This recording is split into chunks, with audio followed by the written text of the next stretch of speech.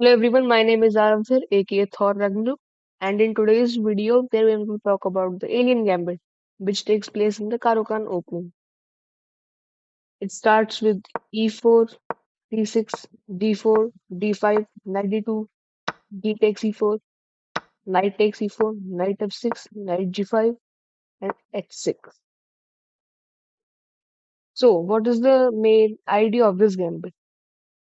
The main idea of this gambit is to sacrifice the knight on the f7 square, creating weak diagonals light square weak diagonals, as you will see in the upcoming variations. Knight takes f7 and king takes f7. And as you can analyze and see, the weak light squares have been created now. The a2 g8 diagonal is weak, the h5 and e8 diagonal is weak. And the margin of error in this gambit is so vast that many players have a floor above 50 or even more than that winning percentage. Now let's see the whole game. Knight f3, we develop our knight, and then bishop g4. Now black just wants to pin the knight with the queen and even exchange it as they are winning in material. But this is actually a blunder. After we play knight e5 check, forking the king and the bishop. King g8, knight takes g4, knight takes knight back, queen takes g4. Now we are winning with +1 advantage. Also, the pieces of white is much more developed. The weak diagonals are still there. Now let's see if they played bishop f5 instead of g4. Bishop c4 check, e6, they block the check. Knight e5 check, king g8, and then g4. Bishop e4, bishop takes e6 check, king h7, and then g5. An amazing move. If they take our rook on h1, then we can simply play g6 checkmate. They can't go on the g8 square as it is covered by the white bishop on e6. And this is one variation to win it. The other variation is by playing h takes g5. The bishop takes g5, and if black takes our rook, we play queen d3 check, bishop e4, block the check, queen h3 check, knight h5, queen takes h5 checkmate. Again, the margin of error is so vast and wide that we can simply claim a win in seconds. Now let's see what will happen if they played knight b d7 on the 7th move.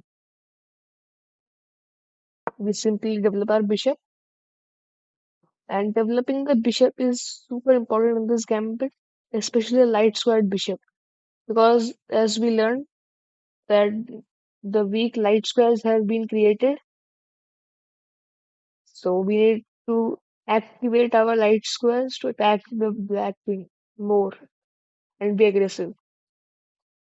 They play e6, castle, bishop d6, rook e1. We claim an open 5 with rook e1, rook e8, and then knight e5. If knight takes e5, then we simply play d takes e5, forking the bishop and the knight. Now, now if they play bishop takes e5, We play d takes e5, we capture back. They play knight d5, queen h5 check, king g8, and guess the brilliant move. Great sacrifice. Bishop takes h6. Now, if they take back, we play queen g6 check, h8. Then this is a simple checkmate. F8. Then we simply play queen takes h6 check, king g8, bishop h5 check, king h8, bishop g6 check, king g8, queen h7 check, king f8, queen f7 checkmate. And if they play king f7, then we play queen g6 check, king f7, and then queen g7 checkmate.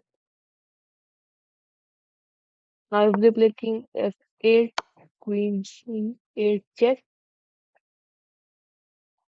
king d7, and again queen g7 checkmate. Let's see what will happen if they play c5 on the seventh move. We play. There are total there are total three variations or lines in after this move c5. One is d5. If knight takes d5, then we play c4. They can't move the knight because then we take their queen.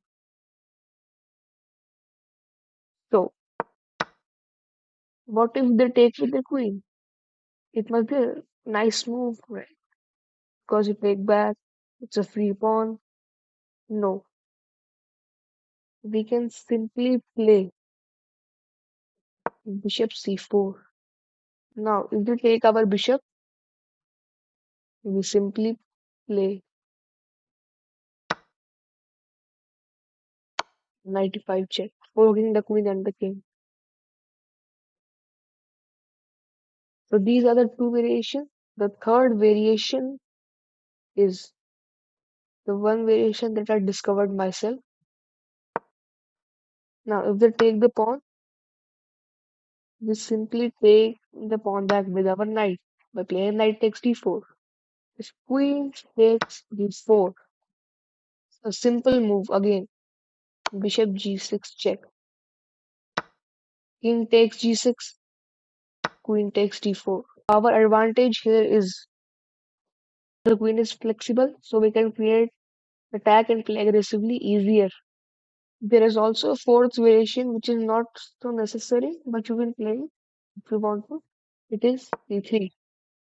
This is usually to maintain the position like earlier, so not much damage in the center is created or has been done.